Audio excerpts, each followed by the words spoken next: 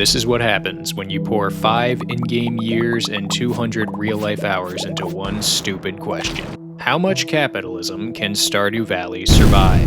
To find out, I took my perfect 100% save and turned it into an industrial nightmare. Kegs, dehydrators everywhere, 2,000 mystic trees, and more than 9,000 garden pots. I abused multiplayer cabins for extra farmland, built nearly 100 fish ponds just for tree seeds, mined 10,000 radioactive ore for heavy tappers, and filled every legal tile the villagers couldn't complain about. All for one simple goal: break the valley. 0 gold to the cap in as few days as possible. This is Stardew Valley's profit limit, and this is what it took. This is the same world I 100%ed in my previous movie, and while I decorated the farm beautifully, all of these frills are going to drag down its profitability. So, over the next 3 days, I wiped the slate completely clean. Now this is a farm I can actually scale. As the introduction gave away, it is now time to fill this land up with mystic trees and mushroom logs, only I don't have nearly enough components on hand to turn this into this. Now, if you didn't know, mystic trees are the most profitable item in Stardew Valley. 1, because they produce mystic syrup every 7 days, or every 3 days with a heavy tapper. And 2, because when a mushroom log is placed in the vicinity of one, it's most likely to spawn purple mushrooms, which are the most profitable mushrooms in the game. But, because of this, mystic trees do come at a pretty expensive cost. Okay, I know what you're thinking. 5 tree seeds, how hard can that be to get? Well, maybe 5 tree seeds aren't too hard to get all on their own, but when you need 2,000 of them, you're gonna need to find a pretty consistent way to procure these things. And this brings us to exhibit number 1, wood skips. Grinding seeds manually works, but it's nowhere near as consistent as wood skips in a fish pond. A fish pond with 10 skips in it has a 4% chance every day of producing 1 to 5 pine cones, maple seeds, or acorns. With a golden animal cracker, that number doubles, meaning you have a chance to receive up to 10 of any of those 3 seed types every day. So naturally, I plan to ask Robin to build 50 of them, but these ponds themselves aren't easy to get situated. Since each fish pond takes 5 green algae and seaweed to build, I'm going to have to spend days fishing those items up. Additionally, the best way to grind for golden animal crackers is fishing, and since I need 50 of those too, I'll have plenty more casting out to do thereafter. But more on that later. Exhibit number 2 is this mahogany tree array I have growing here. Mahogany trees are not like the other 3 cousins. They yield hardwood, which I am going to need a truckload of later on, but they also yield that 4th component for mystic trees, the mahogany seed. Now these pesky seeds aren't grindable through wood skips unfortunately, so I have to devote the other half of the farm for now to grinding them a different, less passive way. Every mature tree on the farm has a 15% chance every night of spawning a seed within a 3x3 radius around the tree. Having 150 of these fully grown mahogany trees means there will usually be about 20 of their seeds waiting for me in the ground every morning. They can just be a bit hard to see, so I put flooring behind them all to narrow down how closely I have to look every day. Trust me, it helps. So with this mahogany orchard and the wood skip ponds running full time, eventually I will have enough tree seeds to produce all the mystic saplings I need for this ambitious project. The mystic trees are far from the only thing I plan to need, and that brings me to our next target, one that any Stardew player surely knows plenty about: kegs. Selling wine from kegs is the age-old, tried-and-true method of capitalizing Stardew Valley. Now most people usually stop at 200 to 300 of them, and that's probably plenty for the standard playthrough. There isn't a Lamborghini available for purchase, so making more than 1,000,000 G a day isn't exactly necessary. For this run though, where the goal is to break the money tracker, we're not sparing a single tile in the valley. If it's a placeable tile and no townspeople path through it, I'm going to place a keg on it. Kegs take a few simple materials to craft: an iron bar, a copper bar, and some wood. Thankfully, those are all purchasable from Robin or Clint. The input that I can't buy is the oak resin, and that's why the first thing I did early on was plant an acorn array at the train station, with plans to plant even more at the quarry in the future. And with 400 plus taps sucking these oak trees dry, I should have enough oak resin to fill the valley with kegs in about 1 to 2 in-game years. And one more resource on the grocery list that I'll be needing plenty of is plant fibers. So once every week, I'll be planting a new set of about 200 fiber seeds on this plot here on the west of the farm. These will give me ample fiber reserves for deluxe retaining soil later on, but slightly more important than that, I just need to churn these out for tree fertilizer down the road, since I'll be needing tons of it. Why, you ask? Because to make mystic trees actually yield any profit, a major major component is hardwood. And instead of painstakingly harvesting 12 little itsy bits of hardwood a day at the secret woods, the most efficient way to generate the stuff is through just spam growing mahogany trees. So while I'm grinding for seed, hitting my hardwood every night, I'll also be letting time harvest a secondary resource for me by planting every seed I get at the cindersap woods with a bit of fertilizer to help them grow as quickly as possible. Now, moving on to things I can't control so meticulously, a major factor in preparing for this challenge will be the luck system, which influences just about everything. From determining clay drops to the likelihood of seeing the fabled radioactive ore in the mines, I'm going to need a lot of luck. Thankfully here, I was able to pan for one of the most busted items in the game, a luck ring. Panning is the best way to get one of these incredibly rare bad boys, and so, since I started preparing for the challenge, every time I've seen a pan spot, I've been furiously running towards it with more conviction than a fat kid rolling towards the sound of a candy wrapper being opened. This luck ring houses incredible power, and it will ensure that I get the best rate for seed drops from trees, as well as treasure chests appearances while fishing. Why do I care so much about treasure chests? You remember how I mentioned those golden animal crackers earlier? Welcome to the Task Manager News. My name is Shift-Desk. Today's top story, one maniac is trying to discover the limits of Stardew Valley's profit system. When approached for comment, he stated, quote, "The ladies are gonna love this," end quote. This newscaster is dubious. And now it's time for our math segment, ladies and gentlemen. Please welcome Also Me. Thank you. Now, have you ever wondered how those little treasure chests work in the Stardew Valley fishing minigame? Whenever you get a fish on the hook, there's a 15% chance that a treasure chest will show up. This probability can be increased by 15% if you add the pirate profession. You can increase the likelihood even further by 15% more if you fish with exclusively magnets as bait. And to stack on top of that, you can also add another 5% for each treasure hunter tackle that you're using. Daily luck can add 5% to the total depending on how high or low it is. Additionally, the permanent special charm buff adds a 1.25% chance. All food and drink luck buffs add 0.5% chance for each level, and luck rings will add 0.5% chance each. So in theory, were you to add all these components together, you would have a 64.25% chance of finding a treasure chest on every fish that you hook. Now, why do you care? Well, if you were hunting for golden animal crackers, this info would be very useful to you. Golden animal crackers are found in fishing chests 7% of the time. Compared to every other method of getting them, fishing chests are just by far the best. Were you to hook 50 fish in a single day, you would probably pull about 32 treasure chests with this method, and that would yield anywhere from 2 to 3 golden animal crackers on average. So if you were to need about 50 of these things for some harebrained ridiculous challenge, you would only need to fish about 25 days in game to get all the ones that you need. And while you were watching that lengthy segment, several days later, I finished fishing up my 50th golden animal cracker. Now then, what's next on our grocery list here? Clay.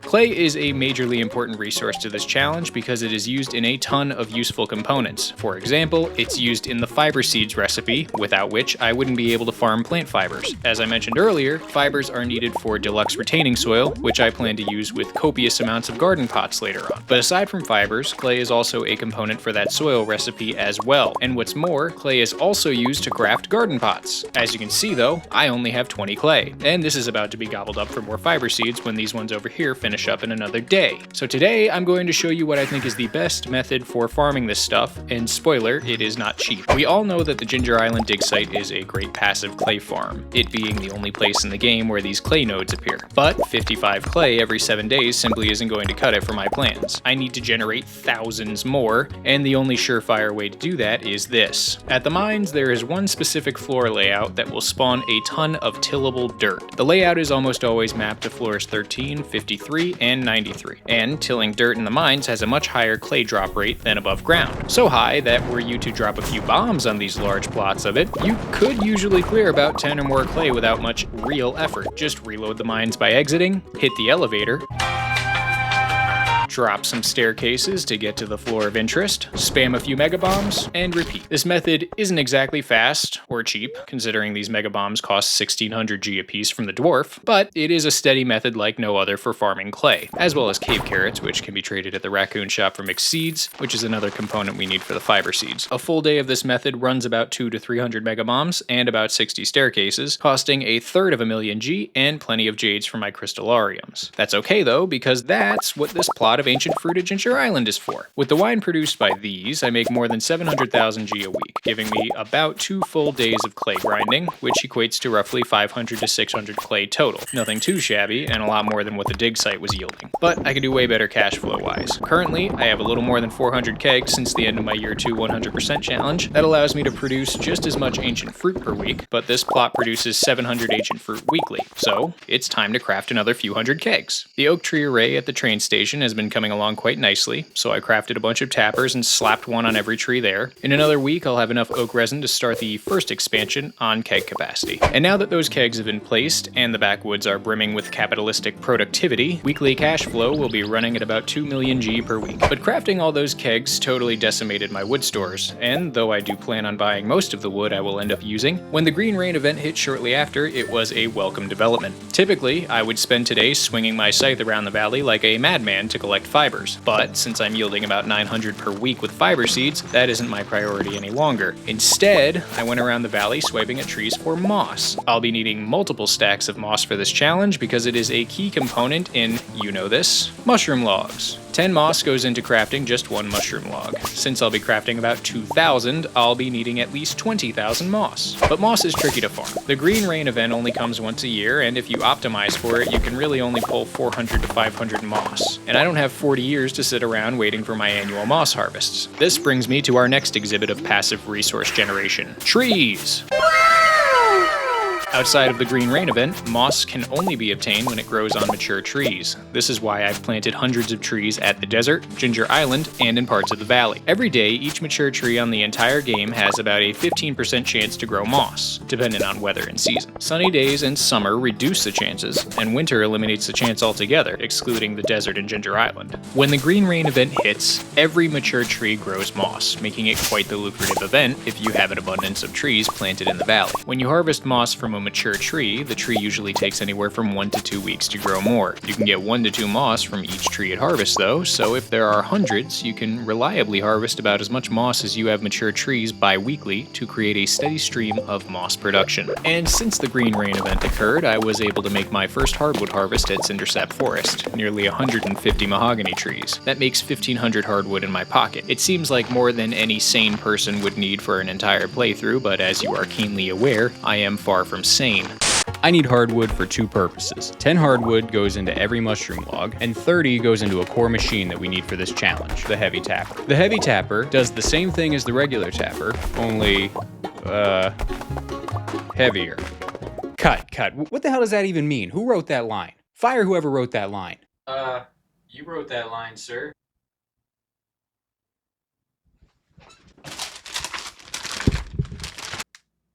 Oh. Well, then you're fired. I don't even work here. I'm just a disembodied narrative device for comedic relief. Do you want to keep going? Quiet, you. So anyways, the heavy tapper draws its product a lot quicker than the regular tapper. Obviously, if the challenge is to make as much money as quickly as possible, then there's no way we can ignore these things, meaning that I need 30 hardwood for every single one of them. And if I need to make 2,000, that means I'm going to need disembodied voice. That'll be 60,000 hardwood. Thank you. So, I will be repeating the hardwood cycle for many in-game years. That shouldn't be a problem though, because the other component in heavy tappers is a real doozy to collect, and I'll be needing a butt-clenching amount of that too. Radioactive ore, the more elusive cousin of iridium, is an incredibly difficult resource to procure in large quantities. Just my luck, I'll be needing 1 radioactive bar for each heavy tapper that I plan to craft. 2,000 plus radioactive bars? That calls for at least 10,000 radioactive ore. Looks like there will be no shortage of work to do while I wait for all those mahogany trees to grow. Let me break down why radioactive ore is such a tough resource to grind. It only spawns in the dangerous mines or the Skull Cavern, and even then, it's heavily gated by daily luck. Luck buffs and depth help, but daily luck does most of the work. Even with high daily luck though, it's not like iridium mining. You don't descend to a new floor and find 10 or more nodes at a time. Most of the time, you're happy to see 1 or 2 of these green rocks every 5 floors, and you get really excited about seeing 3 at once. Did I mention that even with the miner profession, each node usually only yields 2 to 3 ore? Yeah, if I want to finish this challenge before I'm 90, I'm going to have to devise a strategy that gives me the best spawn odds as well as the best daily quantity of output. It's a good thing we have a consultant on standby for explaining stuff like this.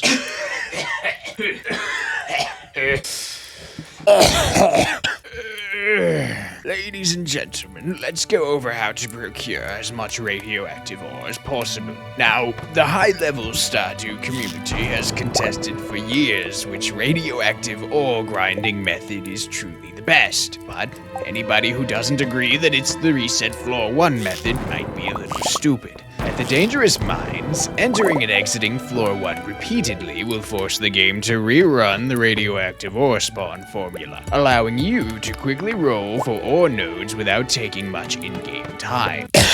Oh, excuse me. Can you change the teleprompter? I don't...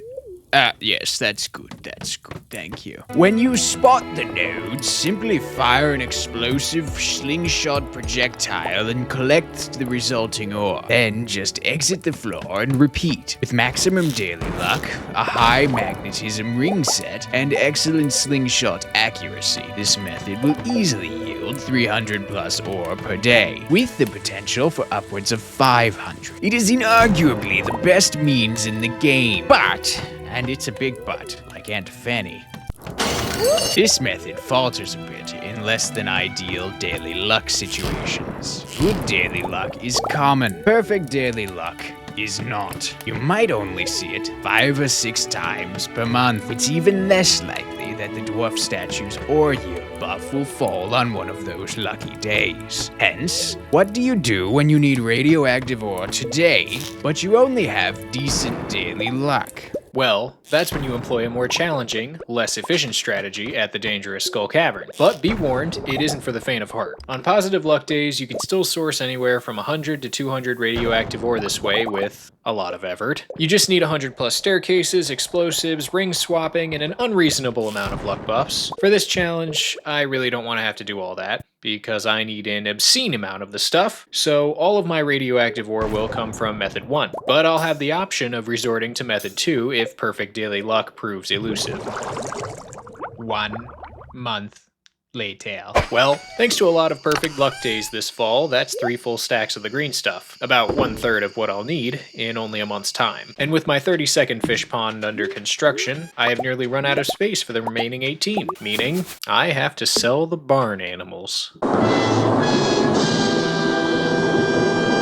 They've been with me since the beginning of this world, providing me with valuable resources day in and day out. But after all this time, these critters were no longer just a means for profit. They had become dear friends. Dear friends who I kept in an ethically questionable, aggressively tiny enclosure for the last 3 months to clear up land for facilitating my descent into madness. Parting ways with them is like saying your last goodbye to a cherished family member. I'll always remember you, Mayor Ham, Dr. Evil, Ted, and Steve.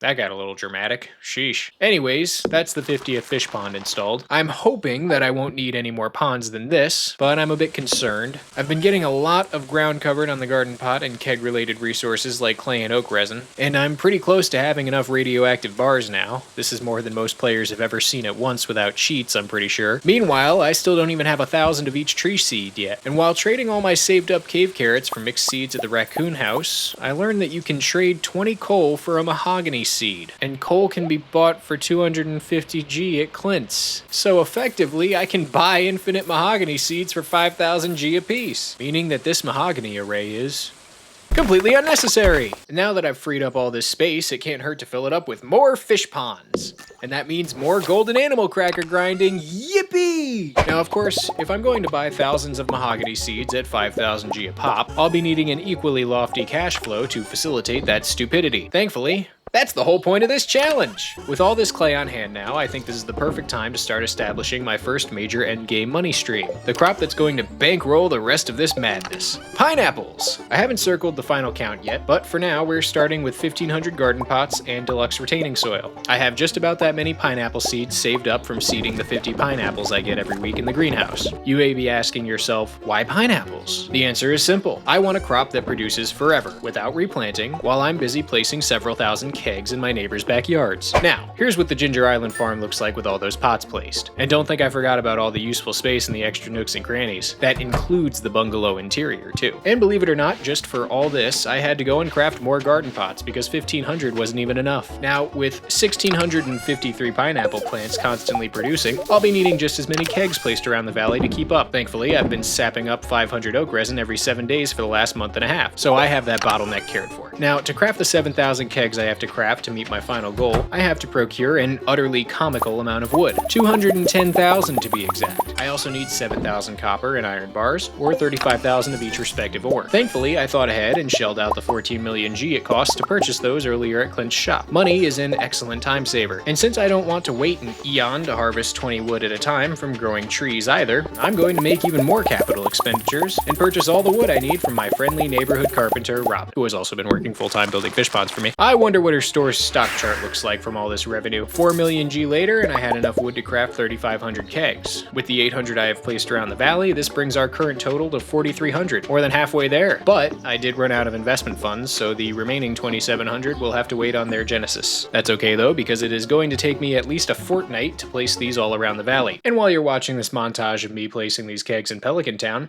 I would feel remiss if I did not give credit to the person who made this ridiculous challenge possible. This is Wickedy, or to be more specific, this is her website. She took time out of her life to contribute something that I feel is priceless to the Stardew Valley community. Her website is dedicated to mapping out villager paths and safe zones for machine placement throughout the world of Stardew. Without these very detailed maps, this challenge simply wouldn't exist. Okay, editor shift here. At the time I was writing this part of the script, Wickedy's website was down temporarily, but it did come back on later. So while it was down, I had to test a lot of map locations and interiors in the game myself, and I ended up crafting 2,000 signs and placing them on every tile and mostly every interior in the game. Fun stuff. More on this later, but the link to Wickedy's website is in the description if you want to check it out. And now that that's out of the way, I should be finishing placing all those kegs right about now. At the end of it all, I had about 700 left over, but those can get placed later. Pelican Town is now brimming with potential, and after 4 straight days of machine placement, my character deserves a nice rest in the dirt. And in all that time, looks like the pineapples are finally ready for harvest at Ginger Island. As I mentioned much earlier in the video, there literally isn't enough time in a single day to place all these pineapples and ancient fruit in kegs. So what I plan to do is section out about 1,500 kegs in zones and mark each batch on my trusty Excel spreadsheet. I currently have enough fruit growing that I can do 2 weekly cycles of about that many, yielding roughly 2,500 wine per week. That ought to help me afford the thousands of mahogany seeds I need. And on the topic of mahogany, I have 20 plus stacks of hardwood stored up now, about a quarter of what I'm gonna need. I'm steadily amassing about 2 full stacks every 2 weeks at Cindersap Forest, but eventually I'm going to need this whole forest for kegs. So I need to get a move on and finish saving up hardwood before I can get the rest of the keg army into production. Of course, I'm not going to be able to put those kegs to use if I don't start planting more pineapples. And this amount of clay simply won't be enough to craft all the garden pots I want. So I'll be in the mines blowing stuff up for at least another couple of in-game months. Thankfully, the wait will be a lot shorter for you. 100 days later. Okay, editor shift here again. Around this point in the timeline, my capture software decided to become a silent film enthusiast, so I lost almost all the game audio for the remainder of the challenge. I did some reshoots where it felt totally necessary later on, but for scenes I couldn't reshoot, I'll just be providing the sound effects myself. You're welcome, and also I'm very sorry for what I'm about to do to your ears. And I now have plenty of clay to work with. And while I was grinding that, I also finished filling all the empty space on the main farm with fish ponds, to Robin's dismay. And thanks to all my fishies, I've been accumulating plenty of I am almost ready to begin the next phase of capitalist development, and while these ponds continue to produce, I've got plenty of garden pots to place in the meantime. But wait a minute, most of the world is now full, either with kegs or existing garden pots. So you may be wondering where I plan to place 4,000 more of these. Well, wonder no further, my dear viewer. I'm about to show you where you can conjure up thousands of useful tiles, all for the low, low price of 700 G. Stardew Valley is not just a game to be enjoyed alone. You can play it with friends too, which I do not have. But don't worry. worry, if you don't have friends to play with you, all you need is a second Steam account with Stardew Valley and a second PC to benefit from the method I plan to employ. Thankfully, Mrs. Shift-esque has both of those things. So when she wasn't using her laptop, I booted up Stardew on her account and created not one, not two, but 7 separate profiles, all of which are entitled to one personal cabin, which has its own exclusive interior, just like the farmhouse. All 7 cabins are also upgradable, meaning I can expand their interiors to be just the same size as my own maxed out cabin. Do you see where this is going? This is a fully upgraded cabin full of pineapple plants. So is this, and this, and this. You get the idea. I also filled in the greenhouse, and don't think I forgot about the main farmhouse. I sure hope Krobus doesn't mind all of this. So now that I have 7,242 pineapple plants constantly producing, I now have more than enough fruit coming on a weekly basis to fill out my 7,000 kegs perpetually. Oh, and these cabins don't just come with free space upstairs. Each basement also has space for 117 casks for aging wine. Technically I could do more, but I don't think I'll have time to do the cask breaking method and fill out every tile in 8 separate basements. Cask whack. And here's what Cindersap Forest looks like brimming with the rest of those kegs. And don't worry, I didn't forget about all the useful space in the secret woods. Now, you're probably asking yourself, if he used Cindersap Forest for kegs, that must mean he has enough hardwood to start planting mystic trees and placing mushroom logs. And you're absolutely correct! You've clearly been paying attention and not doom scrolling on a second screen, viewer. And now the only piece of the puzzle left is the mahogany seeds I've yet to purchase. I need 50 million G to buy 10,000 of them, and I only have 10 million currently, so I'll have to grind wine for a little while more. A little while later. And now that I have all the money I need, I can clean Clint out for enough coal to power a small country, and then trade it with the raccoons. I'm not sure what they'll use it for, but they shouldn't be needing any more coal for the foreseeable future. But I am still a few thousand of each seed type away from the 10,000 mark, so I can at least start placing some mystic trees, but these fish ponds are going to have to stay for a little while longer. So much later that the old narrator got tired of waiting, and they had to hire a new one. And I just pulled the last few seeds that I needed on fall 23, year 7. Now, with all the preparations made, it is finally time to say goodbye to all these fish ponds. And hello to several hundred mystic trees. I also planted hundreds more at Ginger Island, the train station, the quarry, and the desert. In total, that makes 2,041 trees. And 2 years shaved off my lifespan. And I finally cashed in my 2,000 radioactive bars and 20,000 moss to craft heavy tappers and mushroom logs. I'll be right back once I'm done placing these. And now that that's done, I'm pretty much finished setting everything up. What a ride. It only took 5 in-game years, 200 real-life hours, 3 months of consistent playtime after my day job, and a partial exchange of my long-term sanity. But with that, it's almost time for us to measure just how much money this all generates. First though, we have some loose ends to tie up. Remember when I mentioned that I was testing out every interior for safe tiles after temporarily losing access to Wickedy's site? Well, plenty of time has passed after forcing all the townsfolk to live in a hoarded mess of signs, and I now have a pretty good picture of which tiles are usable in everyone's home to compare against Wickedy's maps. Meaning it's time to exploit the valley further. Realistically, I probably won't have time to harvest every one of these pineapples on a weekly basis, but in the spirit of supreme rent-seeking bourgeoisie behavior, I'm gonna fill everyone's homes with pineapples anyway. I'll also be placing some in the Backwoods Tunnel, the Spa, and the Witch's Swamp. Because there is no Bella constitutional legislation in place to stop me. And by the way, if you've liked the video so far, consider dropping a like, maybe even subscribe too. It's free. Unlike the citizens of Pelican Town. Anyways, another thing I need to do is change my foraging profession one more time to Tapper. This makes Tapper products worth 25% more, making Mystic Syrup sell for 1,250 G instead of just 1,000 G apiece. Times 2,000, that's 2.5 million G every 3 days. Not too shabby, huh? Next thing I need to update is the ancient fruit plot at Ginger Island and the greenhouse, both of which are still using sprinklers, which are not 100% optimal. Why waste space on sprinklers for irrigating ancient fruit when I can sustain water on every tile infinitely with deluxe retaining soil? Now, that only saved about 35 tiles at Ginger Island and the greenhouse combined, but it would have been technically suboptimal if left alone. You know I hate suboptimal. And speaking of suboptimal, I learned something while furiously shoving fruit into kegs for 2 months to buy all those mahogany seeds. Something that changes this entire challenge. The keg method wastes time. I hate to admit it, I just spent several hundred real-life hours placing kegs on nearly every legal tile in Stardew Valley, but I can barely service 2,000 of them in a single in-game day. Having 7,000 doesn't really help. I can't harvest everything and reach them all in a single week, and trying to manage them just slows me down. So, after a lot of math, I came to a painful conclusion. If I actually want to maximize profit from mushrooms and pineapples, I need fewer machines. 2,000 dehydrators to be exact. Let me explain why. When I started this challenge, I fell for the classic fallacy. Bigger is better, but it isn't. Dehydrators beat kegs in terms of efficiency for 3 reasons. First, input volume. Kegs take 1 fruit at a time. Dehydrators take 5. That alone slashes the weekly necessary machine count. Second, speed. Kegs take 7 days. Dehydrators take only 1. That means that I can use 1 array to meet all my needs on a daily cycle. Third, versatility. Dehydrators accept fruit and mushrooms. With around 20,000 inputs produced every single week, 2,000 of them will be more than enough to keep up. It'll be a lot smoother than my vast keg ocean. Alright, enough yip yap. I went ahead and grinded another 4,000 clay from the mines, and then I switched out some kegs in Cindersap Forest with dehydrators and placed a bunch in the sewers. I'm leaving all these other kegs around the valley as a reminder to the villagers that I am inevitable. And lastly, to get the money counter back to 0G, I'm gonna buy some beer and pizza from Gus, to celebrate if this all goes well. And the rest I'm going to spend on hundreds of mega bombs, so if anything else goes awry, I can invoke the Samson option and take the rest of the valley with me. Now, just like any challenge, the tools we've assembled to this point are a major component, but execution is also pivotal to success here. The goal is simple. Take this counter from 0 to 99,999,999G in as few days as possible. Thus, I have to make sure I'm using my time as efficiently and consistently as I can. We start the challenge on Fall 1, Year 8, 5.5 years after beginning preparations. I start day 1 with casking ancient fruit wine that I saved from before the challenge, because casks take the longest time to finish their produce of any machine we will be employing. The rest of the day was spent harvesting pineapples and ancient fruit at Ginger Island. Day 2 of the challenge, I proceeded to harvest all the pineapples I could in the main farm cabins and around the valley. For the entire day, I ended up with 5,198.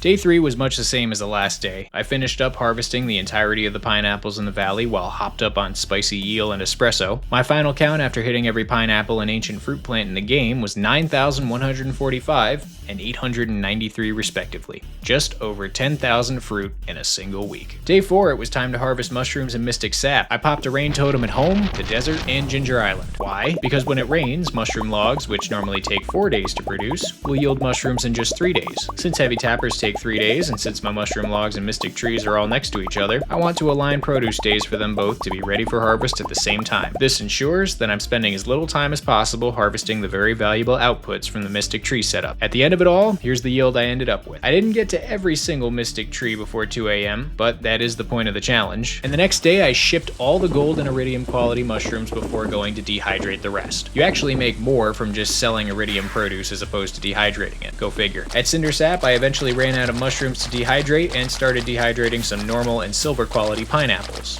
And I was able to hit every dehydrator with plenty of time left in the day. So I started to place gold quality pineapples and ancient fruit in the kegs at the forest until I passed out at 2 AM. And our first bit of income was measured. 2.4 million G. Very nice. Day 6 of the challenge, I procured my first dehydrated produce and started another batch of pineapples, getting through every bit of produce that was retrieved within the last week. I even had a few hours at the end of the day to teleport to Ginger Island and get the last bit of mystic syrup and mushrooms I missed from day 4. And this is what it's all about. That's 4.5 million G in a single day, all from 1 day's worth of dehydrated produce. Day 7, I was right back to harvesting mystic syrup and mushrooms, and it was at this point that I was starting to get into a good money-making groove. Unfortunately, the prior day I learned that rain totems do not work at the desert. Who would have thought? So seeing as I knew I'd have some extra time this day, I decided to harvest some mushrooms there before heading to Cindersap Forest to get my dehydrating on. And that's another 4 million G in my pocket, making a whopping 13.5 million G garnered in just a single week using this setup. So from this point, I am sure you can see the rhythm and pattern that has been established. Harvest fruit, harvest mushrooms, dehydrate, repeat. And if there's any extra time to do some wine, that'll be just fine. I repeated this method over and over again, and by day 24, I had already surpassed the 50 million G mark. I continued this way until day 40 of the challenge, when I finally capped out the money counter at Pierre's. And I learned that it actually starts over from 0 if you go past 100 million, embarrassingly enough. But I bought some potato seeds and sold them back to him, and proceeded to drop some flooring in my iridium trash can and nudge the counter all the way to that very satisfying number.